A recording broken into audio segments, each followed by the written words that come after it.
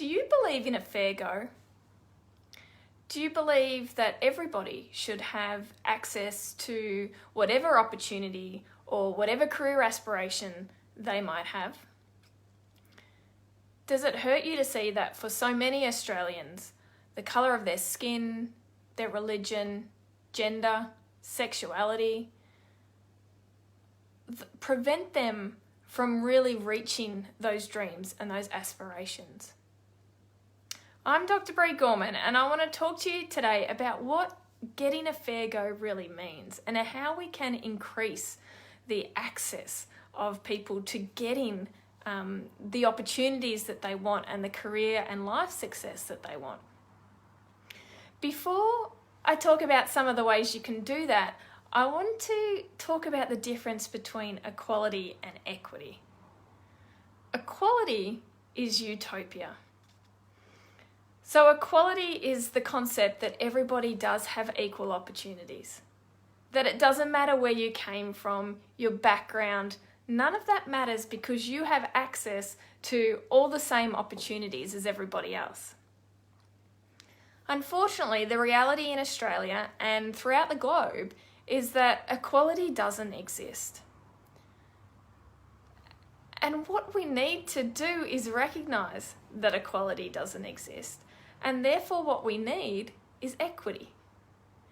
And equity is when we provide support or assistance towards people to then give them access to opportunities that they wouldn't have had otherwise. So let me put this in an example. Many of you would have seen the equality versus equity pictures. So say for example there's 3 people and they're standing at a fence. One of those people is tall enough that they can see up and over the fence. The second person needs a step to be able to then see over the fence.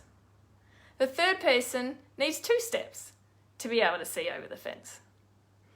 Now, equality would be smashing that fence down. It's breaking the barrier, smashing it to pieces so that it actually doesn't matter how tall you are, everybody can see. Equity is those steps. So yes, we want equality, but the reality is our society really needs us to provide equity because it's not always possible to smash down those barriers or to break down the fence in this case. So let me put it in an example in a sporting context. Say there's 2 kids. One, Alex. Alex was born into a family of tennis players. So everybody in the family plays tennis. Alex loves tennis. Alex has been coached in tennis since they were 3. Alex really wants to be selected in the school tennis team, which the trials are in 2 weeks' time. Now let's talk about Samar. Samar was born into a family that doesn't even know what tennis is. Samar found a tennis racket at the local op shop and has been teaching themselves how to play tennis by hitting a ball against a wall. Now, Samar also has aspirations to make it into that tennis team. Samar and Alex come to you and ask them to coach them to get them into this team. Now, Alex, you have actually coached Alex for a long period of time, and Alex has 3 coaching sessions between now and the tryouts. Samar has never been coached before.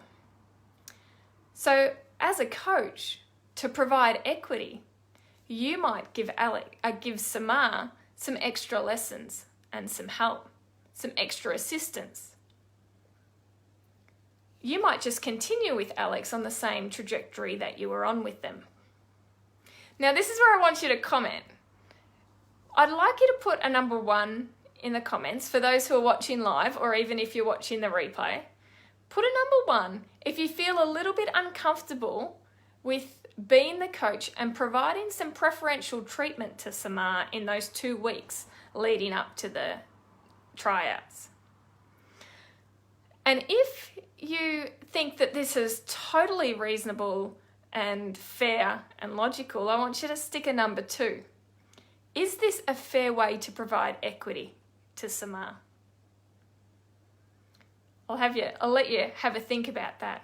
I do think it's a fair way, because I think this is what we're talking about. This is providing support and assistance to someone who could have all the potential in the world to be the #1 tennis player for Australia, but hasn't had the opportunities that have been provided previously to Alex. So how can you identify opportunities to provide equity, or where equity may be required? I want to talk about 3 situations that you might notice.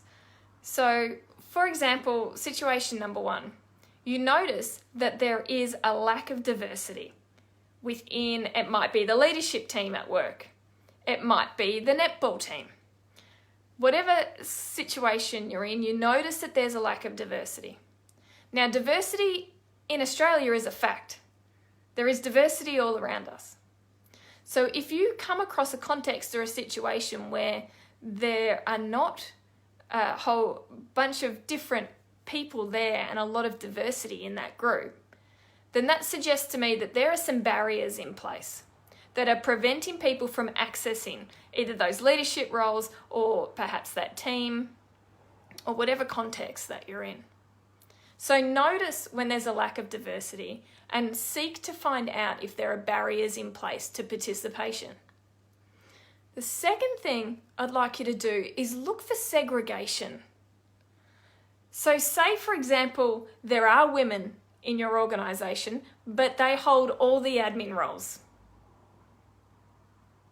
Now, if they're holding all the admin roles, but they're not actually represented anywhere else in the organisation, then that suggests to me that there's bias and discrimination going on there. That there are gender stereotypical expectations playing out in that workplace, and that perhaps what needs to occur is some equity to seek to employ women in some other roles in the organisation. There must be some barriers in place. And the third thing that I'd like you to look out for is lack of participation or engagement. So say there is diversity in the context, and maybe for this example, let's talk about a sporting club. So there's diversity in the sporting club, yet when you run social functions, there's a group of very similar type of people that all attend the social functions. The diversity is not actually making itself into those social functions. To me, that shows potential barriers that are in place that are preventing the participation of those diverse people into your social functions. So there's 3 things that you can be on the lookout for. Now, if you're resonating with this content and you want to hear more from me, please don't forget to jump on to my website, www.breegorman.com.au, and sign up to my mailing list. I'd love to have you on there. I will post you videos and blogs and also let you know when I have training that's coming up or webinars that I might be holding that I'd love you to participate in. I guess I want to create a crew of people who are educating themselves, raising their awareness, speaking up and creating change, whether it be in the workplace, school setting, or in a sporting club. So sign up to my mailing list and join me, and I look forward to sharing more stories and anecdotes and having you and being able to learn from you as well.